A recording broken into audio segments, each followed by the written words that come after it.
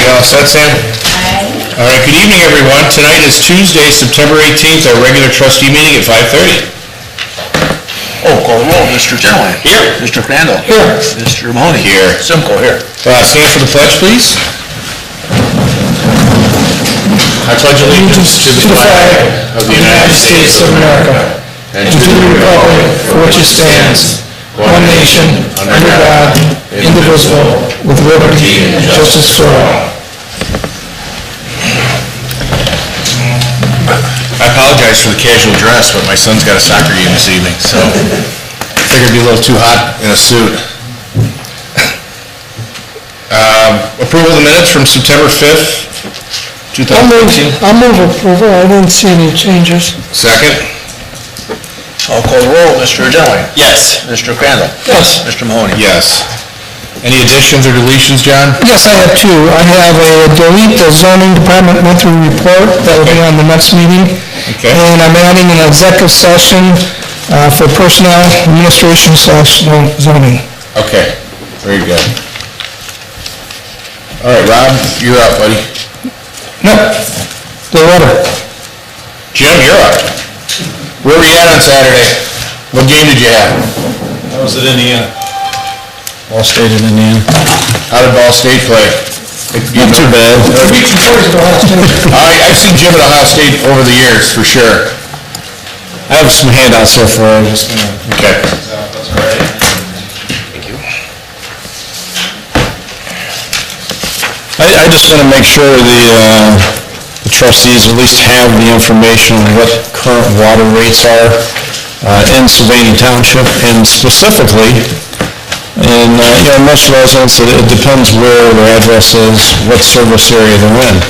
You could be in Sylvania Township and be in the Lucas County water service area, or you can be in Sylvania Township and be in the city of Sylvania service area.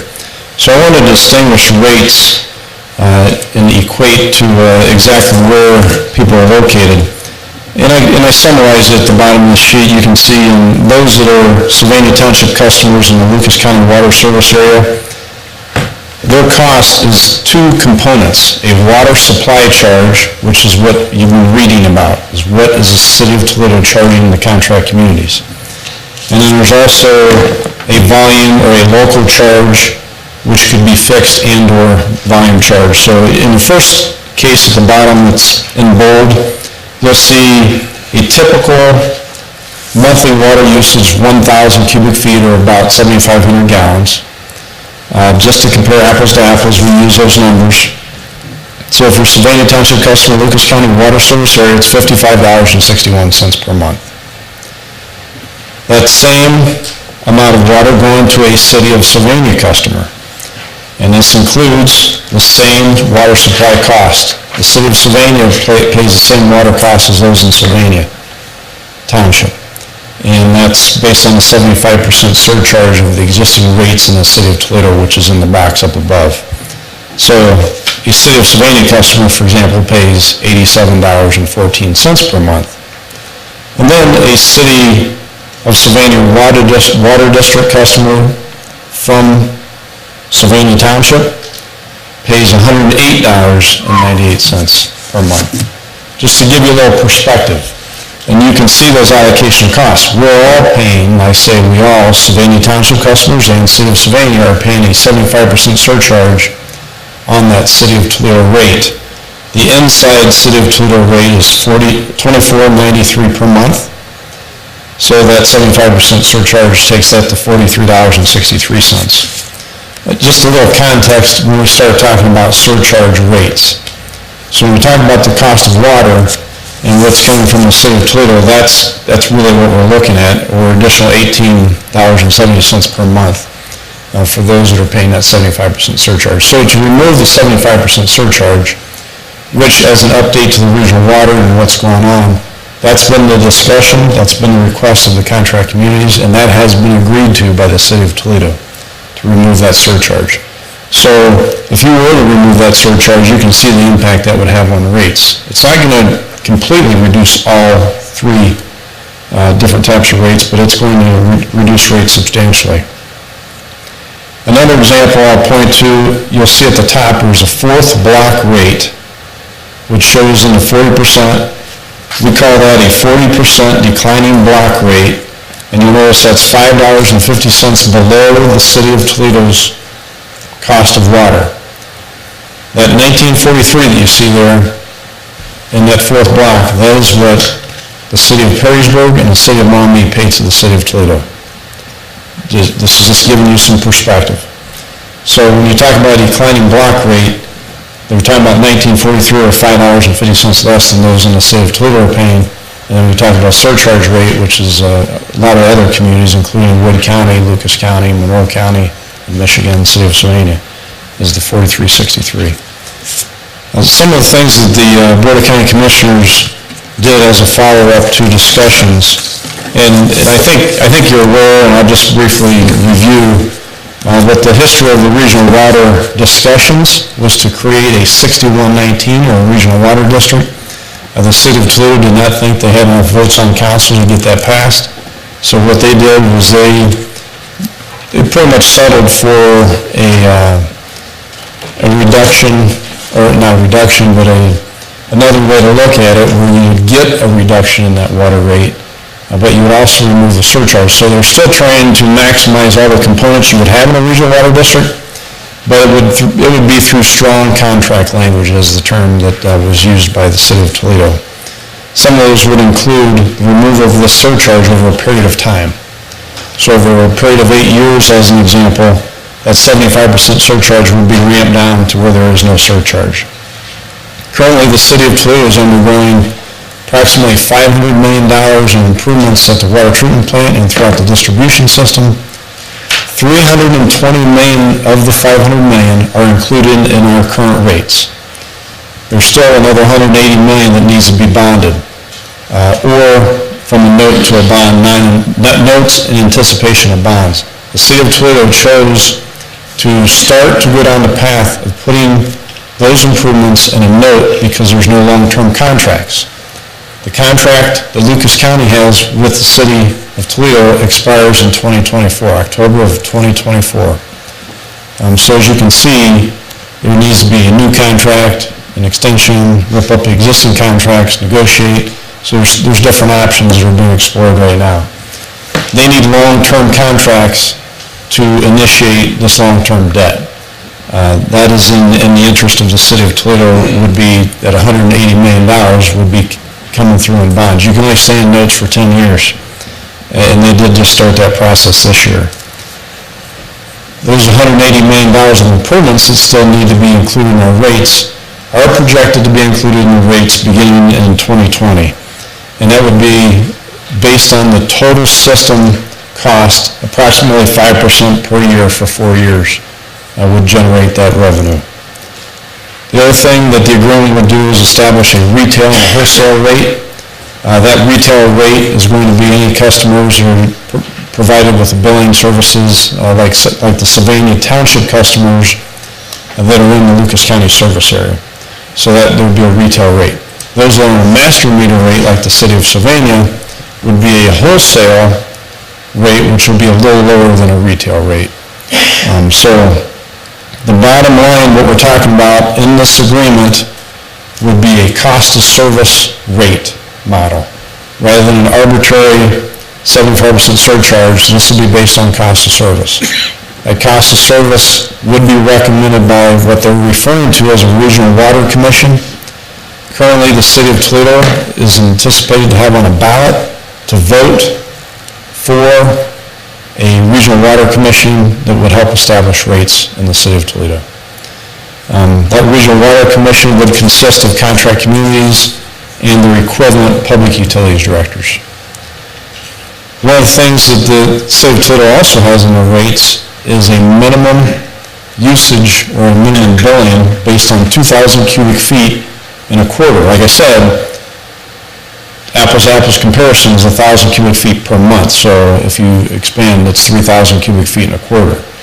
So those numbers I gave you might be a little excessive if you only have one homeowner, one user, one resident using water, but they still get charged a minimum of 2,000 cubic feet. That's something in itself that could help reduce water rates to customers that don't use a lot of water. So that's being looked at, reducing that minimum. The other component is alternative sources of water. As you all know, we have one water treatment plant. We have an intake out to the lake, about 3 miles out in the lake area.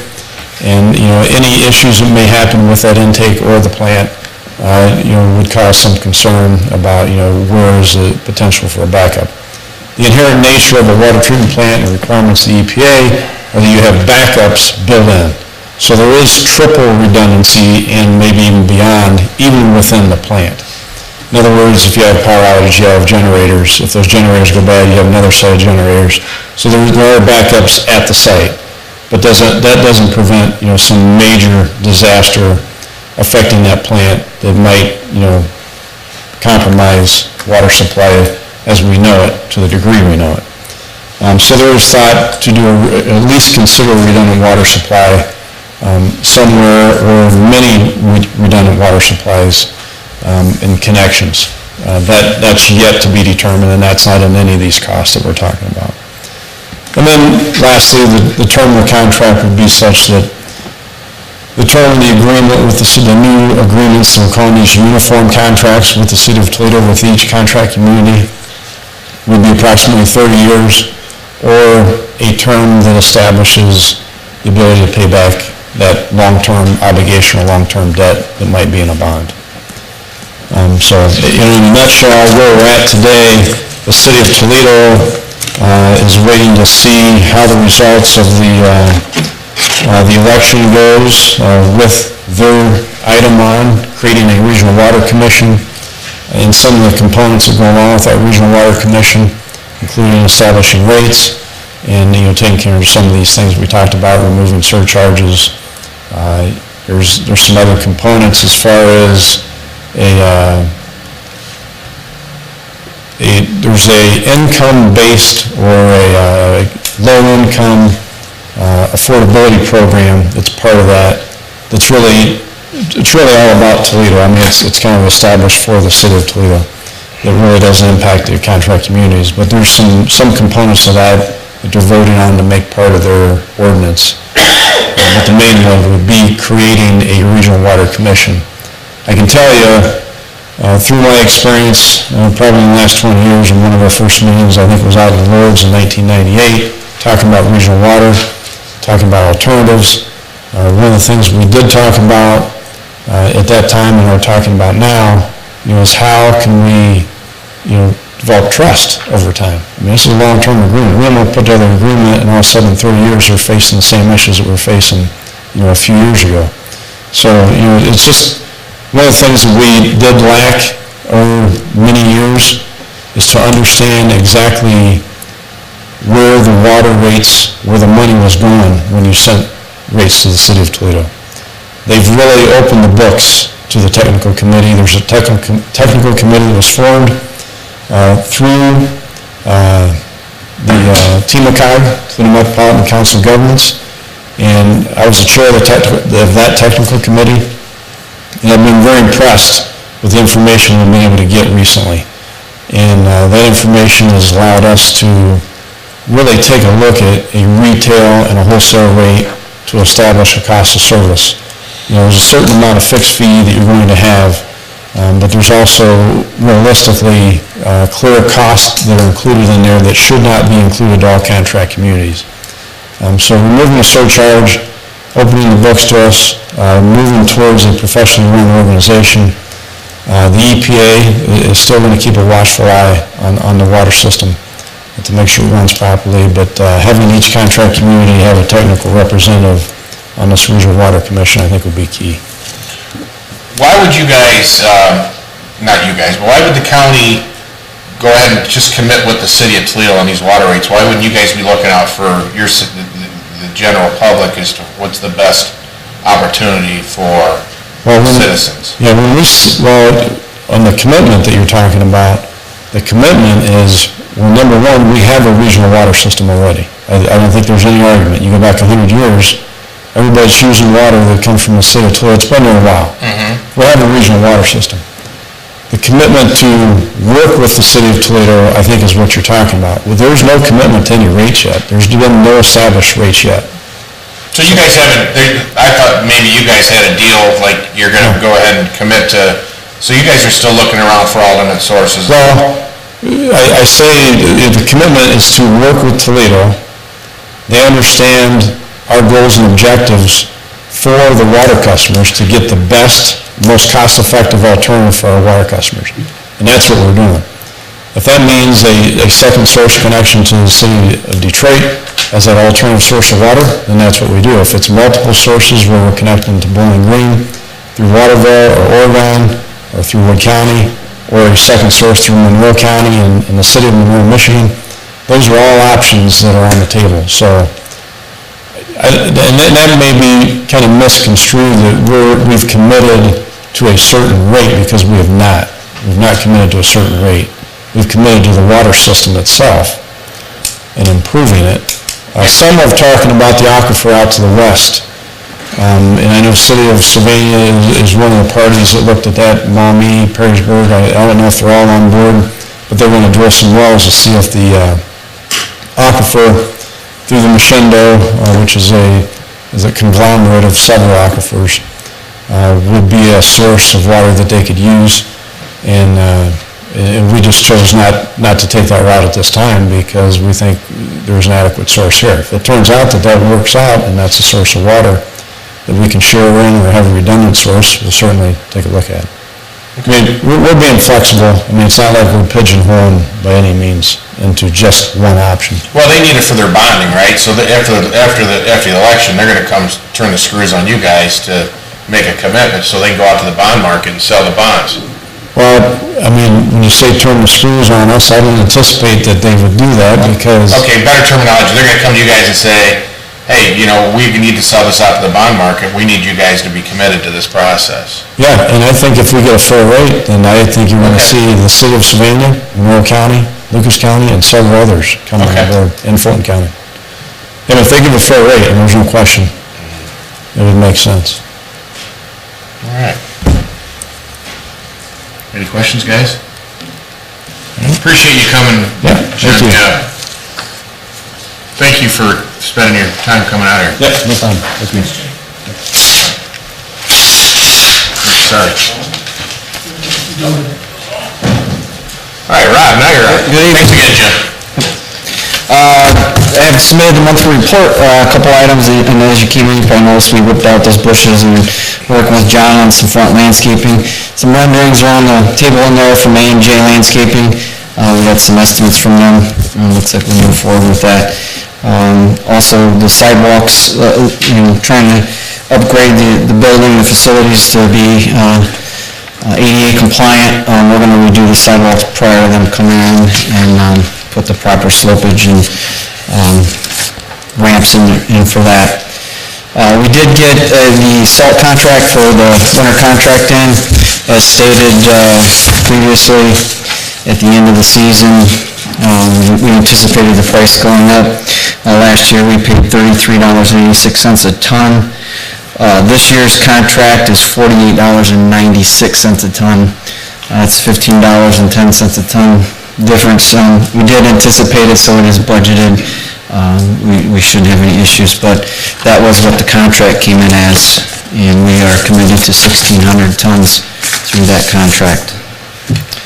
As far as the monthly report, we're still continuing our curb and concretes through the August month. Some annual cleanings, street sweepings, roadside cleanings, noxious weeds, height site trimming. We had a lot of requests for dead tree removals within the right-of-way this month. We took care of some of those, and some Ohio utility protections. You can see the tickets there. On the second page, you can see the project started in the DeVilbiss Court, Gulf Creek area. It started late. They do anticipate in finishing it on schedule, but it did get started a little later than anticipated. They have had a few issues throughout the neighborhood. It is an older neighborhood with hidden treasures under the road, so they've hit a few things, some gas lines, but no major problems so far. It's going well. The second project has not started yet. September 29th is the deadline. We can start assessing damages for not being complete on the 29th, and we'll look at that option depending on how late they decide to go. Other than that, you can take a moment if you want to look at the rest of the projects going on. I don't have anything else on the monthly report unless you have any questions. All right, I got another item. It's Resolution 18-115. I'm asking to authorize John Zeitler, the administrator, for the chief executive officer to prepare and submit application for the Ohio Public Works Commission. This is for the 2020 project. I'll offer Resolution 18-115, authorizing administrator as chief executive officer for Ohio Public Works Commission. Second. Mr. Genoway? Yes. Mr. Randall? Yes. Mr. Mahoney? Yes. That's all I have. Yep, thank you. Mike, come on up. Good afternoon. Afternoon. You have before you the monthly report, and I'm kind of on the same boat as Rob. There's really nothing that really stands out other than our overlapping runs that I've been trying to keep track of. Right there on page 3, we had our percentage of overlapping runs was up to 50% this month, this past month. So it's been averaging in the high 40s, low 50s. So what that means is when one run comes in, we get a second one right away. So we're having overlapping runs. So runs are up from 669 last year to 756 this year, same month from last year. Page 7, transports. Transports, obviously, we all know are up. Let's see, go through. Mutual aid, automatic aid was actually down a little bit. We've been able to handle most of our transports without having to, on page 9, to bring in Berkey or Springfield. We've been able to handle most of them along with the private ambulances assisting as much as they can. Page 10, community risk reduction. Again, the girls have been busy with car seat installations. Pictures on the bottom, you'll see we had a apartment fire at 5263 South Main. It was actually one of our young ladies that we know, and she's in a wheelchair. So when that address came in, I think it heightened everybody, and the first unit got on scene and had smoke coming from the apartment. So the guys knocked it down, and it was contained to just the bedroom. So very little loss, if much at all. Page 11, training bureau. We tried to do quite a bit of stuff last month, and actually part of it was to get prepared for the rescue task force training that we just finished with both the city and township PD at Lake Park last week. So the guys were doing their awareness and EMS training so that when we were ready for that training, then they were prepared for it. Page 12 just shows 450 hours of fire training, and you know that the pictures are all dark. The state of Ohio requires us to do X amount of hours of training at night, so the guys fulfilled their night training in August. Page 13 has our overtime. I have to admit I'm not real happy with that. We had like 7 people off on FMLA, and I have most of them back. So this month we shouldn't be as high as we were last month. And to finish it off, on Thursday at 8:30 at Station 4, Congressman Latta will be coming to Station 4 to do a media blitz. As everyone knows, we were able to secure 2 FEMA grants of almost $1 million. 200 and some thousand of it's for our SCBA's, and we also wrote a regional radio grant that garnered $712,000 for us and 7 other departments in Lucas and Wood County. So he's coming in on Thursday at 8:30. I just hadn't had a chance to send you guys emails to invite, so I thought I'd do it personally tonight. So, any questions for me? Chief, on your reports, could you add a separate column? And I mean, obviously the back-to-back calls we're kind of keeping track of. Yes. Can you keep a track of which ones are going to the assisted livings? Yeah, and I can. that sort of thing. Just sure. Obviously, I think that's where a lot of our calls are generating from, and again, I still think we've got to look into that before. I'm with you on that. I agree.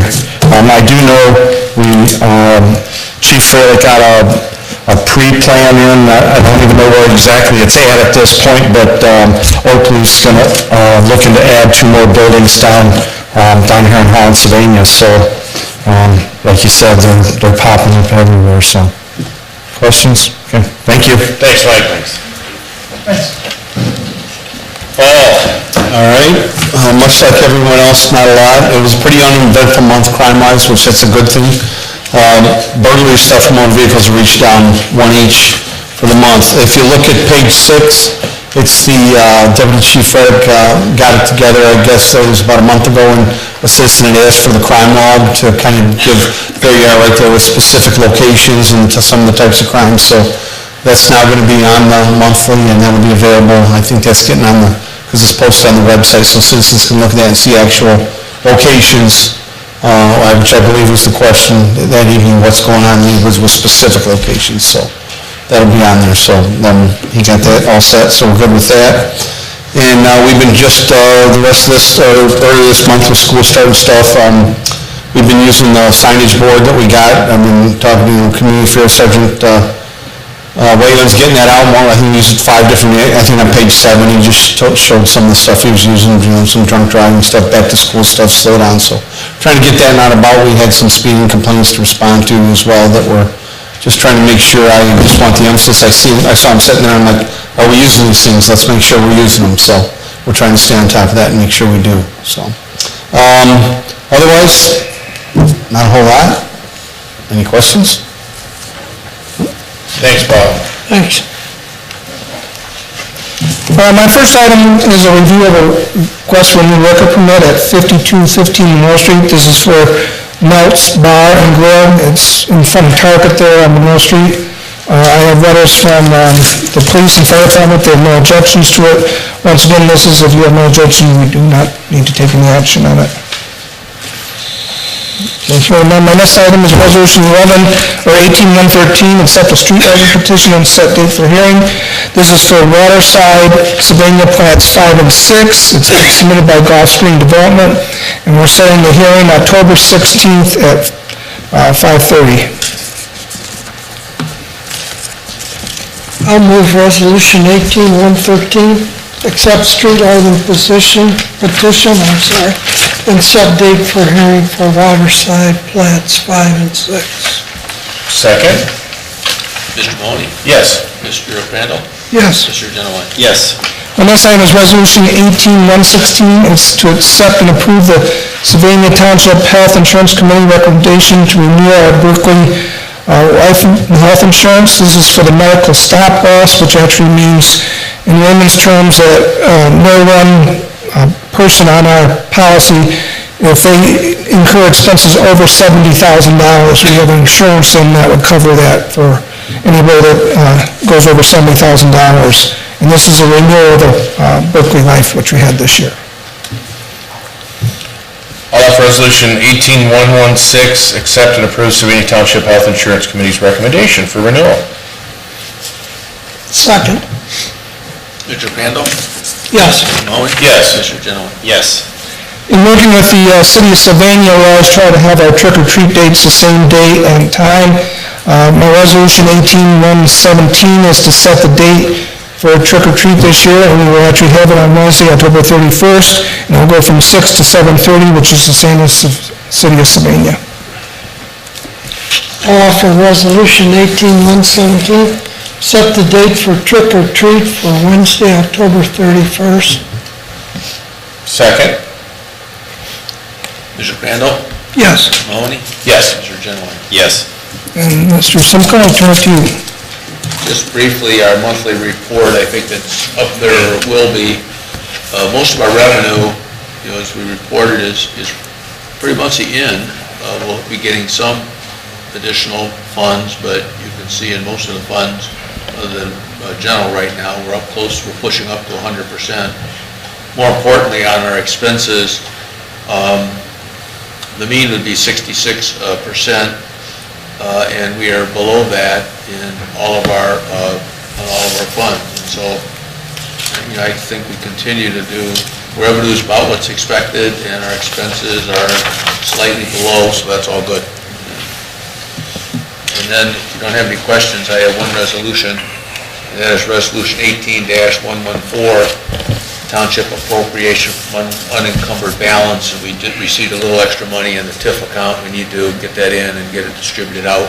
It's a little over $5,000, I believe. Yes. Offer Resolution 18-114, Township Appropriation from Encumbered Balance. Second. Mr. Mahoney? Yes. Mr. Crandall? Yes. Mr. Genowine? Yes. That's all I have. All right. Any open discussion today on the board? Nobody signed in. Anybody sign in for agenda items or non-agenda items? Nope. At this time, I'll make a motion to adjourn at 6. No, executive session. You have to go into executive session. Oh, okay, I'm sorry. Yeah. To adjourn this meeting, go into executive session at 6:03. Second. Mr. Genowine? Yes. Mr. Crandall? Yes. Mr. Mahoney? Yes.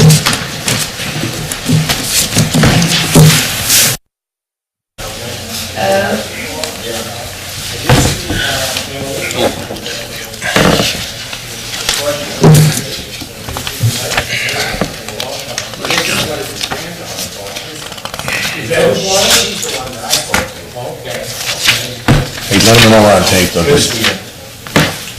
All right. I'd like to make a motion that we come out of an executive session at 5:29. Second. Mr. Genowine? It's not 5:29. 6:29, sorry. Sorry. Jeez. Let's see, Mr. Genowine? Thanks, Sam. Yes. Mr. Crandall? Yes. Mr. Mahoney? Yes. And again, reiterating what Mr. Zeitler said prior to the meeting, was a discussion on the zoning administration. Yeah.